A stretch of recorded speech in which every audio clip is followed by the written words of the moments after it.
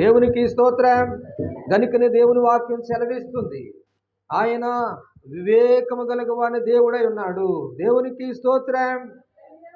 అందుకనే దేవుని వాక్యం సెలవిస్తుంది, దేవుని యెహోవా వంతు ఆయన జనమే, ఆయనకు వచ్చే వారసత్వం యాకోబు ప్రజలే. ఇలా చెప్పుకుంటూ పోతూ చూడండి 24వ వచనానికి వస్తుంది. లోకములు ఎత్తైన స్థలం మీద ఆ జనాన్ని ఎక్కిస్తాను, పొలాలు పంటలు వారికి తినిపిస్తాను, కొండ బండ నుంచి తేనెతోనూ చెక్కుముతు రాతి నేల నుంచి నూనెతోను వారిని తృప్తిపరుస్తాను. నా ప్రజల్ని కొండెక్కిస్తాను, నా ప్రజల్ని దీవిస్తాను, సమృద్ధిగా ఇస్తాను, ఆహారాన్ని ఇస్తాను, నూనెతో వారిని తృప్తిపరుస్తాను. ఆవు మజ్జిగ, గొర్రె మేకల పాలను, గొర్రె పిల్లల కొవ్వును, భాషను, పొటేళ్లను, మేకపోతులు, శ్రేష్టమైన గోధుమలను, పిండిని మీకు ఇస్తాను. మంచి ద్రాక్షారసం మీరు త్రాగుతారు. చూడండి, ఇవన్నీ చూసి చెప్పుకుంటూ పోతూ దేవుని వారు ఇతర దేవతలను అనుసరిస్తూ ఆయనకు రోషం రేపారు. నీకేం కావాలో కోరుకో, నేను కొండెక్కిస్తా, నేను అది చేస్తా, ఇది చేస్తా. అసలు నీ ఊహించలేని కార్యాలు, నీకు మేకపాలు, గొర్రె మేకపాలు, క్రొవ్వినవి అన్ని సమృద్ధి అయినవి అన్నీ ఇస్తాను. నేను అన్నీ ఇస్తానంటే మీరు చేసేది ఏమిటి అంటున్నాడు దేవుడు. దేవునికి స్తోత్రం. ఏమన్నాడంటే అండి, మీ అన్నీ ఇస్తాను. అన్ని ఇచ్చిన తృప్తి లేదండి. కొంతమంది పిల్లలకి మనకి ఇచ్చిన ఆస్తుల్లో కొలది ఏదైనా ఇచ్చామని, ఇదేనా మీ కొడుకుని ఎందుకు గానావు అంటారు. అడు చూస్తే 100 ఎకరాలు అంటారు, 100 చూస్తే వీళ్ళు 50 ఎకరాలు అంటారు. లేకపోతే ఒక మంచి సరైన ఇల్లు లేదంటారు, ఇల్లు ఇవ్వలేదంటారు. లేదంటే సరే ఏదోటి కన్నా కడుపు ఎలా ఉంటుందో ఒకసారి వేదన కలిగి ఉంటుందండి. వేదన పడతాం. అర్థం చేసుకుంటలేదంటే ఇంత కష్టపడి చేసిన అర్థం చేసుకోరండి కొన్ని సందర్భాల్లో. అయినా సరే మనము కన్న ప్రేమ, మమకారం, రక్త సంబంధం కాబట్టి పోనీలే తెలుసు తలకాడని మనం ఏం చేసుకుంటామండి, అవన్నీ క్షమిస్తూ ఉంటాం పిల్లల్ని. కానీ దేవుడు చేనిధిలో చూడండి, దేవుడు అంటున్నాడు అనమాట, వారికి అన్నీ ఇచ్చినా కానీ తన రక్షణను ఆధారశీలను తునీకరించారు. వారు ఇతర దేవులను అనుసరిస్తూ ఆయన రోషం రేపారు. అపహాస్యమైన విగ్రహాలు పెట్టుకుని ఆయన కోపం రెచ్చగొట్టారండి. దేవునికి స్తోత్రం. దేవుడు బైబిల్ పరిశుద్ధ గ్రంథమే. ఇది బైబిల్ నమ్ముకున్న వారికి మాటలు, నమ్మని వారికి వాళ్ళ ఇష్టం. పరిశుద్ధ గ్రంథం చెబుతుంది, నమ్మిన వాళ్ళకి ఈ మాటలు. లోకంలో వారు దేవుళ్ళని ఆరాధించవచ్చు, వాళ్ళ ఇష్టం. కానీ ఇశ్రాయేలు ప్రజలతో మాట్లాడుతున్న, తన ప్రజలతో మాట్లాడుతుంది ఈ మాటలు ఎవరితో మాట్లాడాడంటే ఆ కాల ప్రజలతో మాట్లాడుతున్నారు. నేను అన్నీ ఇస్తున్నాను, మిమ్మల్ని సంకన పెట్టుకుంటాను, మిమ్మల్ని ఆశీర్వదిస్తాను, మిమ్మల్ని దీవిస్తాను, నీకు ఏది కావలసి నాకు తెలుసు కనుక మిమ్మల్ని నీకు ఇస్తానంటే వీళ్ళు ఇష్టానుసరమైన ప్రకృతి సంబంధమైన వాటి మీద ఆధారపడి ఆయనకు కోపం రెచ్చగొట్టారంటే. దైవత్వం లేని దయ్యాలకు వారు బలులు అర్పించుచు తమకు తెలివి లేని దేవతలు కొత్తగా కల్పించిన దేవుళ్లకు మీరు పూర్వీకులకు భయపడని వేలుపులకు మురిపారు. పెడతారు, చేస్తారు, ఇదే అదే అని వాటి మీద మొగ్గు చూపి సర్వశక్తిని విడిచి దేవుని వారలారా ఇలా చేసేటప్పుడు దేవుడికి ఏమొస్తుందండి? పుండి మీద కారం జల్లితే ఎలా ఉంటుందండి? దేవునికి ఏమొస్తుంది? కోపం. చూడండి, ఎంతగా ఓర్చుకున్నా సరే వీళ్ళు చూడండి, మిమ్మల్ని పుట్టించిన ఆధారశీలు వాడిని మీరు నిర్లక్ష్యం చేశారు. మీకేం కావాలో నేను ఇస్తాను, మిమ్మల్ని సమస్తమును ఎరిగిన దేవుడిని కనుక మీకు సమృద్ధిని, జీవాన్ని ఇస్తానని చెప్తే వీళ్ళకి చూడండి దేవుడు ఏం చేశాడండి కదా, మిమ్మల్ని కన్న దేవుడు మర్చిపోయారా అంటాడు 18వ వచనం. నిన్ను కన్న దేవుడు నిన్ను మర్చిపోయాడు. మన పెంచిన తండ్రిని మర్చిపోయి, పేరు పెంచిన తండ్రికి ఎవరండి? పెంచిన తండ్రికి పేరు. దేవునికి స్తోత్రం. పెంచినోడే ఒకడైతే పెంచినోడి దగ్గర నా తల్లి నా తండ్రి అంటాడంట. ఎంత ధర్మమో! దేవునికి స్తోత్రం. చూడండి అమ్మా, 18వ వచనం చదవండి. 32. మిమ్మల్ని పుట్టించిన ఆశ్రయదుర్గమును విసర్జించితివి, నేను కనిన దేవుణ్ణి. అప్పుడు ఏమన్నాడంటే, ఇప్పుడు వచ్చాడు. చాలండి, ఇవన్నీ మాటలు చెప్పుకుంటూ చూస్తే యెహోవా కుమారుల మీదను కుమార్తెల మీదను కోపపడును, వారిని అసహించుకున్నాడు. ఆయన ఇట్లనుకునేను, నేను వారికి విముఖుడనై కడపటి స్థితి ఏమగునో చూసేదను. వారు మూర్ఖ చిత్తము గలవారు, విశ్వాసం. చూడండి, దేవుడు చెప్పుకుంటూ వాళ్ళు బ్లెస్ చేసి దీవిస్తే వాళ్ళు ఇష్టానుసారంగా లోకంలో కలిసిపోయి వాళ్ళ ఇష్టానుసారంగా దేవునికి కోపం పుట్టించి రోషం పుట్టించినప్పుడు దేవుడు అన్నాడు అనమాట, ఎంత చేసినా కానీ వాడు అర్థం చేసుకుంటలే, ఎంత చెప్పినా పరలోకం ఉందమ్మా నమ్మండి అంటే ఎన్ని వాళ్ళు వింటారు. కానీ చూడండి, ఎప్పుడు మళ్ళీ వాళ్ళు విశ్వాస జీవితం అంతా కూడా జారిపోయిన జీవితంలాగే ఉంటుందండి. దేవునికి స్తోత్రం. అందుకని ఈ మాటకి అర్థం ఏమిటంటే 24 వచనానికి వస్తే, అందుకని అక్కడ మాట అనమాట, వారి మీదకి ఆపదలు సమూహముగా తేలుస్తాను, వారి మీద నా బాణాలు వేస్తా చెప్పుకుంటూ ఎందుకంటాడు ఊరికిన దేవుడు? వారిని నేను శిక్షిస్తాను, వారికి ఆపదలు నా బాణాలు వేస్తాను. బాణం అంటే చూడండి, బాణం అంటే ఉగ్రత, బాణం అంటే యెహోవా దినము ఉగ్రత. చూడండి, ఆ కాలంలో విశ్వాసులేని ప్రజల మీదకి పాత నిబంధన కాలంలో దేవుడు చెబుతూ ఉన్న మాటలు కొత్త నిబంధనల మాటలు కాదండి. దేవునికి స్తోత్రం. చెప్పుకుంటూ వస్తూ అన్నాడనమాట, వారు కరువు చేత క్షీణించిపోతారు, తీవ్రమైన జ్వరం చేత కఠిన రోగాల చేత క్షీణించిపోతారు, దుమ్ములతో ప్రాకెట్ వాటి విషయాన్ని మృగముల కూరలు వారి మీదకి రప్పిస్తాను. ఇప్పుడు ఈ మాట మనకి వర్తిస్తుంది అనమాట. మనకి ప్రసంగంలో వాళ్ళకి ఏం చేస్తారంటే అండి, ఇంత బాధాకరమైన జీవితాన్ని వాళ్ళు అనుభవిస్తారు. అందుకని అంటున్నాడు అనమాట, 32వ ద్వితీయోపదేశం 24వ వచనం అంటుంది అనమాట, పొలములు విషయములను వారి మీదకి విసుమును వారి మీదకి రప్పిస్తాను. దేవునికి స్తోత్రం. వాళ్ళ క్లైమాక్స్ ఎలా ఉంటుందో దేవుని విడిస్తే అని చెప్పుకుంటూ, వారు కరువు చేత క్షీణించిపోతారు, తీవ్రమైన జ్వరం చేత కఠిన రోగాల చేత క్షీణించిపోతారు, దుమ్ములు ప్రాకిటి వాటి విషాన్ని మృగముల కూరలను వారి మీదకి విషాన్ని దుమ్ములో ఉన్న అలా ఆ పామును గురించి వర్ణించడం జరుగుతుంది. దేవునికి స్తోత్రం. ఇంకొక మాటగా మనం చూస్తే కీర్తనాకారుడు 58వ కీర్తన 4వ వచనం చదువుకొని ఇంకొక వచనం చదువుకొని ముగించేసుకుందాం. చూడండి, దేవుని వాక్యం సెలవిస్తుంది పాములు గురించిన మాటలు. ఇంకా దేవుని చేతం అయితే ఒక రోజే ఒక మంచి ప్రసంగాన్ని అసలు దేనికి ఉద్దేశంతో మరి పాముని దేవుడు ఉపయోగించుకున్నాడనేది మాట్లాడుకోవచ్చు. కొన్ని నిమిషాలు మనము 58వ కీర్తన 4వ వచనాన్ని మనం చూసుకుందాం. వారి విషము నాగు పాము విషం వంటిది, మాంత్రికులు ఎంత నేర్పుగా మంతరించినను వాటి స్వరము మనకు వినపడకున్నట్లు చెవి మూసుకున్నట్లు చెవిటి పాము వల్లే మారున్నారు. దేవునికి స్తోత్రం. ఏం పాము అమ్మా? తెలివైన పాము ఉంది, తప్పించుకునే పాము ఉంది. ఇప్పుడు ఏం పాము అమ్మా? చెవిటి పాము. దేవునికి స్నేక్ ఇంగ్లీష్లో ఏంటమ్మా? తెలుగులో దేవునికి స్తోత్రం. ఆ రాజు వేరే, మనకి ఆ రాజు ఈ రాజు. మన దేవుడు రాజే ఉన్నాడు. దేవుడు రాజుగా పుట్టించలేదు. దేవునికి స్తోత్రం. ఈ రాజును ఏ రాజు? రాజు అని పేరు పెట్టలే. పాముకి పామే, సర్పం పాము, పాము పామే. దేవుని వారులారా, దేవునికి స్తోత్రం. గనుక దేవుని వారు దేవుని వాక్యం సెలవిస్తుంది. 4వ వచనంలో మనం చదువుకున్న రీతిగా నాగు పాము విషం లాంటి విషయం వాళ్ళకి ఉంది. ఎవరికి ఉంది అంటే చూడండి, మనుషులు విష సర్పం లాంటి వారులారా అవనడానికి అనేకమైన ఆధారాలు. మనుషులు విష సర్పం లాంటి వారు. పాము కొన్నంత విషం ఉంది నీకు అంటారు కోపంలో.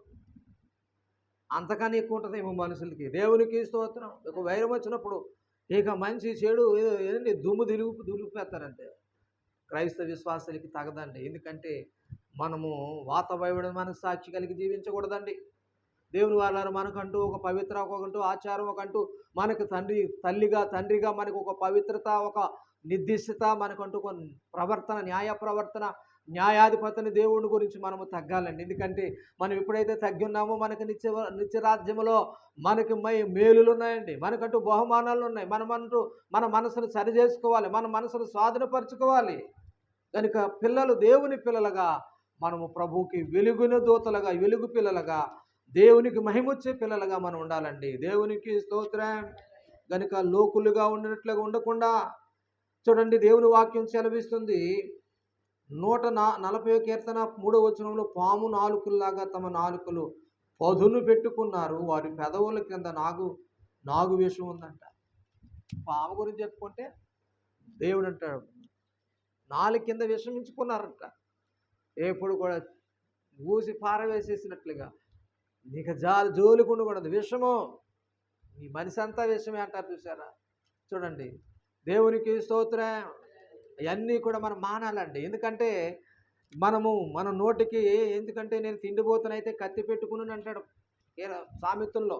అలాగే మన నోటి ద్వారానే పరలోకము, నోటి ద్వారానే పరలోకము, నోటి ద్వారానే నరకం. నోటిని స్వాధీనపరుచుకోవాలంట. దేవునికి స్తోత్రం. నాగుపాము లాంటి నాలుక. చూడండి, నాలుక గురించే ప్రసంగం ఉందండి. ఎంత ప్రసంగమో! నోటి ద్వారానే నిత్యజీవం, నోటి ద్వారానే. చూడండి, నోరున్న వాళ్ళకి చూడండి, మంచి మాటలు అంటే మృదువైన మాటలు చూడండి ఒక వ్యక్తిని దృఢపరుస్తాయంటండి. అలాగే మనం చూస్తే ఎన్నో మాటలు మనకు కనబడుతున్నాయి. చూడండి, మత్తయి సువార్త 3:7 ఉంటుంది. చూడండి, అతడు బాప్తీసం ఇస్తున్న స్థలానికి చాలామంది పరిచయులు, సద్దుకాయలు రావడం చూసినప్పుడు యోహాను వాళ్ళతో ఇలా అన్నాడు, సర్ప సంతానమా, రాబోయే ఉగ్రతకు మీరు సర్పవంశము, రాబోయే అనుగ్రహము తప్పించకపోకుండా మిమ్మల్ని మీరు హెచ్చించుకుందు. సర్ప సంతానం అంటాడు వాడు. యోహాను గారు అంటాడు, యోర్దాను నదిలో బాప్తీసం ఇస్తూ ఉంటాడు. జకరియా ఎలిషబెత్ కుమారుడైన యోహాను గారు యేసుక్రీస్తు ఆయన రాకడం ముందు బాప్తీసం ఇస్తూ ఉంటే కొంతమంది పరిచయులు, శాస్త్రులు అడ్డగిస్తూ ఉంటారు. నీకు ఎవరి అధికారం, నువ్వెవరు అంటారు.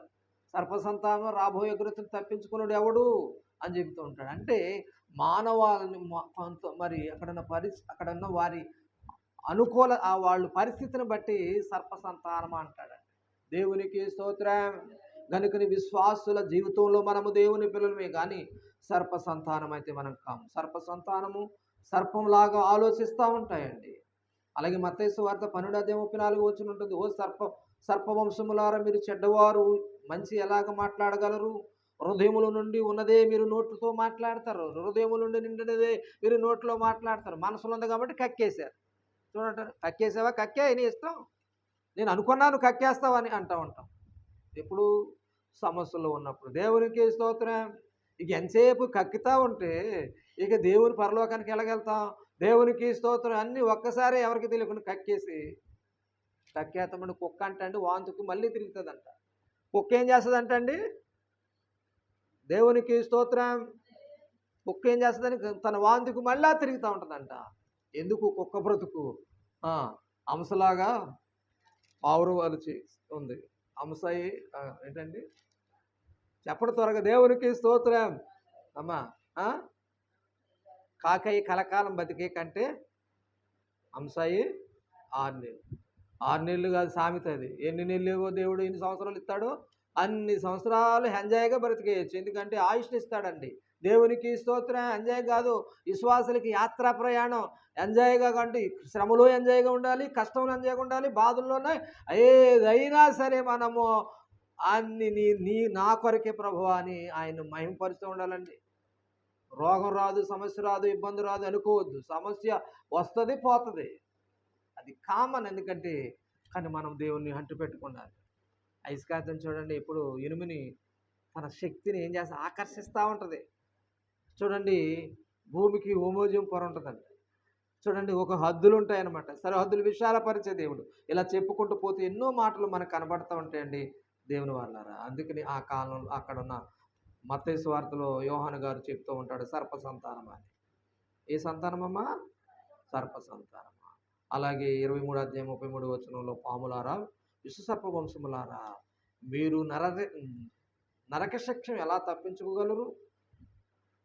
మత్తయి 23 అధ్యాయము 33 వచనంలో యేసుక్రీస్తు ప్రభువారికి వ్యతిరేకంగా, దేవునికి వ్యతిరేకంగా జీవించిన ప్రజలందరూ ఎలా ఉంటారంటే చూడండి, మత్తయి సువార్త అమ్మా, సర్పములారా, సర్ప సంతానమా, నరక శిక్షను ఎలాగ తప్పించుకోగలరు అంటా ఉంటాడు. దేవునికి స్తోత్రం. ప్రేమైన దేవుని ద్వారా చూడండి, మానవులకు పోల్చాడు. రోమిల్ రాసిన పత్రిక 3:13 ఉంటుంది. వారు గొంతు తెరిచిన ఉన్న సమాధి, వారు నాలుగుతో మోసం చేస్తూ ఉంటారు, వారు పెదవుల కింద నాగు విషం ఉంది అంటాడు రోమిల్ రాసిన పత్రికలో. చూడండి, మానవ దగ్గరకు వచ్చేసింది ఈ సర్పం, మానవుల్లోకి వచ్చేసింది, మానవుల్లో దూరిపోయింది. మానవుల్లో చూడండి, విశ్వాసులలో కూడా. ఎందుకంటే సర్పం వెలుతుందా దేవుని మహిమ, దేవుని పిల్లలుగా ఉంటామా, సర్ప సంతానంగా జీవిస్తున్నామా? ఒక్కసారి మనం నెమరు వేసుకుంటూ ఎంత జీవితంలో చూడండి, మన చెప్పుకున్న రాజుల గ్రంథంలో చూడండి, ఏ రాజు ధర్మశాస్త్ర గ్రంథాన్ని చదివినప్పుడు బట్టలు చింపుకుని తన ప్రజలు ఇలా ఉన్నామా, నేను ఇలా ఉన్నామని ఏడుస్తావుడండి. దేవునికి స్తోత్రం. ఆ పొరపాటు చేయమని బాధపడతా ఉంటాడు రాజు. చూడండి ఎంత పశ్చాత్తపడతాడు దేవుని సన్నిధిలో. అలాగే మనము సంఘముగా ఈరోజు ఎవరి గురించి అంటే, మనం వాక్యాన్ని వినాలి, వాక్యంలో ఉన్న సత్యాలు నేర్చుకుని దీవించబడ్డానికే కానీ శపింపబడిన వారం కారము. మీరు జీవించబడిన వారు, చప్పట్లు కొట్టండి. దేవునికి స్తోత్రం. మీరు విలువైన వారు, క్రీస్తు పిల్లలై ఉన్నారు. మీరు యాజక దేవుని పిల్లలుగా ఉన్నారు. ద్రాక్ష వలి వలె మీరు ఒలివ మొక్క వలి ఉన్నారు. దేవునికి స్తోత్రం. అందుకని ఎన్ని మాటలు మనకు కనబడుతూ ఉంటాయి కనుక ప్రియమైన దేవుని వాళ్ళారా. అలాగే 5వ వచనంలో కూడా చదవండమ్మా, కీర్తన 58 5వ వచనం. మాంత్రికులు నేర్పుగా ప్రయోగించిన మంత్రాలు వినని పాములాగా ఉన్నారు. దేవునికి స్తోత్రం. నాగు పాము విషయం లాంటి వాళ్ళుగా ఉన్నారు. కనుక ప్రియమైన దేవుని వాళ్ళారా, నాలుకలు అంటండి, ఇలాగ మనం చెప్పుకుంటే సామెతల గ్రంథంలో ద్రాక్షారసము ఇవన్నీ కూడా కనబడతా ఉంటాయి. చివరిగా దేవుని వాళ్ళారా, విశ్వాసులు అంటండి నాగు పాములను 10వ అధ్యాయం లోకసువార్త చివరి మాట చదివేసి ముగించేసుకుందాం. ఇంకొక చివరి మాట కూడా ఉంది. చూడండి, గుర్రాలకంట తోకలు ఎలా ఉన్నాయని చెప్పాను. చూడండి, లోకసువార్త 10వ అధ్యాయం 19వ వచనం. మీరు నాగు పాములను పట్టు, ఇదిగో పాములను, తేళ్లను త్రొక్కుటకును శత్రువు బలమంతటి మీదను మీకు అధికారము. చూడండి ఏమంటున్నాడంటండి, ఇదిగో వినుడి, పాములను తేళ్లను మీ ప్రాధముల క్రింద తొక్కుటకు శత్రు బలవంతుడి మీద మీకు అధికారం ఇస్తున్నాను. ఏది మీకు హాని చేయదు. చప్పట్లు కొట్టండి. ఏది వచ్చినా హాని చేయదు మీకు. అది మీరు మీ కాళ్ళ క్రింద సాతానుడు సితట దొరుకును గాక. చూడండి, ఎన్ని కుయోక్తాలున్నా, ఎన్ని చేసినా, ప్రయోగాలు చేసినా ఏ హాని చేయదు. ఎందుకంటే చూడండి దేవుని వాళ్ళారా, దేవుని శక్తి తన పిల్లల మీదకి అభయావస్థలో ఉంటాడు. చదవండి, చదువమ్మా 19. అయితే అది ఏ హాని చేయదు. అయినను పిశాచులు మీకు లొంగిపోయిన తర్వాత మాత్రమే సంతోషించుడి. కానీ మీరు పేర్లు పరలోకంలో రాసి ఉన్నంత చేత సంతోషించుడి. మీ పేర్లు పరలోకంలో రాసి ఉన్నందు చేత, మీ పేర్లు పరలోకంలో ఉన్నాయని అంటున్నాడు. పరలోకం రాసిన చేత అంటాడు. దేవుడికి స్తోత్రం. ఆ పేరు పరలోకమైన అంతఃపురము చేరాలని దేవునికి స్తోత్రం. అందుకని నా పేరు పరలోకం. ఏదైనా లోన్లు వచ్చినాయి అనుకోండి, లోన్లు వచ్చి చూడండి, లోన్లు వచ్చినా కానీ ఇంకా అవుతలేదు, ఏదో బాధ. కొంతమంది దేవునికి స్తోత్రం, అందరి లోన్లు 10 లోన్లు వచ్చినాయి అనుకోండి, అందులో మీ పేరు ఉందని రాలేదనుకోండి, ఎంత బాధిస్తారని బాధపడతారు. అయ్యో నాకు ఎందుకు రాలేదు. లోన్కి ఎంత బాధపడతామే, ఏ స్కీమ్కి బాధపడతామే. అసలైన తరతరాలు పరలోకంలో పేరును సంపాదించుకునే వారుగా ఉందాం. నేను ముగించేస్తున్నానండి. దేవునికి స్తోత్రం. ప్రకటన 9:19 వచనంలో మాట, గుర్రాలకి నాగుపాములు లాంటి తోకలు ఉంటాయి. మీరు నాగుపాములు పట్టు తొక్కుదురు. పరలోకంలో అన్నీ ఉంటాయి, మృగాలు ఉంటాయి, అన్నీ ఉంటాయి, జంతువులు అన్నీ ఉంటాయి, ఏ హాని ఉండదంట. దేవునికి స్తోత్రం. చూడండి ఆ మాట చదువమ్మా, 19:19. ఆ గుర్రముల బలము వాటి నోళ్ళు ఎందును వాటి తోకలు ఎందు ఉన్నది. ఎందుకనగా ఆ తోకలు పాముల వలె ఉండి ఉమ్, ఉమ్, ఉమ్. దేవునికి స్తోత్రం. దేవుడు ఇదేనైనా ఆయన చేతిలో పడింది ఏదైనా వినవలసిందే, అణుగిమిణిగి ఉంటుందంటండి. దేవునికి స్తోత్రం.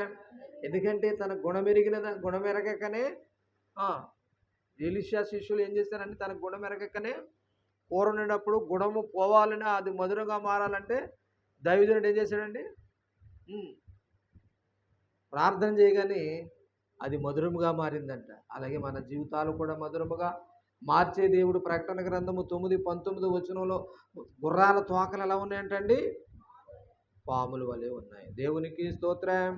ప్రియమైన దేవుని వాళ్ళ ఎన్నో సత్యాలు ఇంకా దాగి ఉన్నాయి ఈ మెసేజ్లో. ఇంకా పరమార్థమైన మెసేజ్లో మరి ఇంకొక మంచి మరి ఇదే ప్రకటన మరి పామును గురించిన సత్యాలు ఏవైతే ఉన్నాయో మరొక ఎపిసోడ్లో మరొక సందర్భాన్ని మనం నేర్చుకుందాము. గుర్రాల తోకలు ఎలా ఉన్నాయమ్మా? పాముల వలె ఉన్నాయి. అందుకని మనం చదువుతున్నాను. వాటి శక్తి వాటి నోటులో వాటి తోకల్లో ఉందంట. ఏ శక్తి అమ్మా? మానవునికి శక్తి ఎక్కడుంది? దేవునికి స్తోత్రం. మన బలం ఎక్కడుందండి? నా బలగం అండి. నా బలం, నా డబ్బు, నా ఇల్లు, నా సంపద, నా గౌరవము అని చెప్పుకుంటూ ఉంటాం సహజంగా. ఈ బలం ఎక్కడుందంటండి వీటికి? దేవునికి స్తోత్రం. గనుకనే దేవుని వాక్యం సెలవిస్తుంది. ప్రియమైన వారలారా, దేవుని చూడండి ఏమంటున్నాడంటండి 19వ వచనంలో, వాటి శక్తి వాటి నోటి తోకలతో ఉంది. ఎందుకంటే వాటి తోకలు తలలు గల పాములు వంటివి. దేవునికి స్తోత్రం. తోకలు తలలు పాములు వంటివి. అవి తోకలతో అవి హాని చేస్తాయి. దేవునికి స్తోత్రం. ఏం చేస్తాయంటండి? ప్రకటన గ్రంథం మనం నేర్చుకున్నప్పుడు చెప్పినప్పుడు హాని చేస్తాయంటండి. ఎందుకంటే విషసర్పాలు ఒక తల్లి పందిని పెంచుకుంది, కుక్కను పెంచుకున్నారు, కోబ్రాను పెంచుకుంది. ఒక సహోదరి ఇష్టమైన కోబ్రాను పెంచుకుంది. పెద్ద కోబ్రా ఇల్లంతా తిరుగుతుంది, దాన్ని ముద్దాడుతుంది, పక్కలో పండుగ పెట్టుకుంటుంది, అన్నీ చేస్తారు. చిన్నప్పటి నుంచి పెంచింది, పెద్దదైపోయింది, దానికి కావలసిన ఆహారం పెడుతుంది, ట్రై చేస్తుందంట మింగేత్తకి పెంచిన తల్లిని. దేవునికి స్తోత్రం. ఏం చేస్తుందంటే ఆఖరికి ట్రై చేసింది. ఎందుకంటే తత్వం ఎలాంటిది? తత్వం ఎలాంటిదండి? పులిని పెంచినా సింహాన్ని పెంచినా చూడండి అవి విశ్వాసంగా ఉంటాయి పెంచిన వాళ్ళ దగ్గర. దేవునికి స్తోత్రం. కానీ తన తత్వం మారదంట. కానీ విశ్వాసులుగా మనము దేవుని యందు మనం మార్చబడి దేవుని సన్నిధిలో నడుస్తున్నాం. మీరు దీవించబడాలని, మీ పేర్లు పరలోకం ఉండాలని, ఈ లోకంలో ఎన్ని శ్రమలు వచ్చినా ఆయనకు విధేయులుగాను వివేకంగాను పావురు వలె ఉండాలని కోరుకుంటూ, దేవుడిచ్చే ఆశీర్వాదాలను పొందుకోవాలని కోరుకుంటూ, ఆయన పిల్లలుగా ఆయన సొత్తైన బలమైన సర్వాధికారాన్ని దేవుడిచ్చాడు. మీకు దీవించబడే పిల్లలుగా ఉన్నారు కనుక, ఆయన దత్తపుత్రులై ఉన్నారు కనుక పిల్లలుగా జీవించాలని కోరుకుంటూ ప్రార్థన చేస్తూ మిమ్మల్ని దేవుని పేట దీవిస్తున్నాను. ప్రార్థన చేసుకుందాం.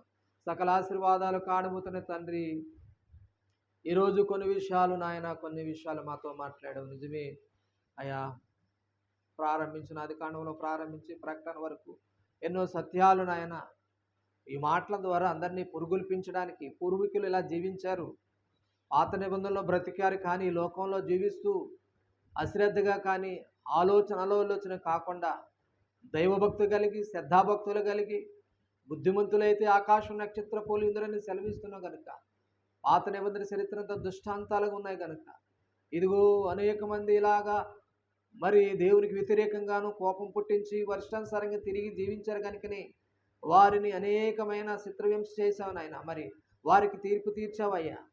కానీ ఈ కృపాకాలంలో కరుణామయుడుగా నీ పాపాలు ఎన్నటికీ జ్ఞాపకం చేసుకోమని, ఇది కృపాకాలంలో యేసుక్రీస్తు ప్రభు మా భూమి మీద జన్మించావయ్యా.